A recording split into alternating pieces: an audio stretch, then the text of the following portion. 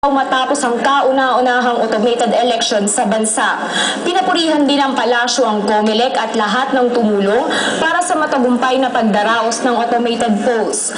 Ayon kay Secretary Saludo, dapat pasalamatan ng poong may kapal at bigyang pugay ang mga guro, mga sundalo at pulis at iba pang lingkod bayan na nagtulong-tulong para maidaos ng maluwalhati ang halalan. Sugo ng European Union sa Pilipinas hanga sa naging takbo ng kauna-unahang automated election sa bansa. Ang kay EU Ambassador Alistair MacDonald, ang mataas na voter turnout at ang pasensya ng mga botante ay katibayan ng pagnanais ng mga Pilipino na iparinig ang kanilang tinig sa demokratikong paraan. Binati ni MacDonald ang mga gurong naglingkod sa mga voting precincts at nag-ambag ng malaki sa tagumpay ng halalan.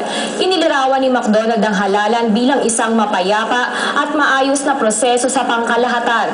Ang automation ng halalan niya ay nagbigay daan sa maagang paghahanda ng mga nanalo at maagang pagtanggap sa kanilang pagkatalo ng mga hindi naman nagwagi. At yan ang mga pinakahuling ulat dito sa Hatol ng Bayan Auto Vote 2010. Ako si Melanie Lee. Maraming salamat.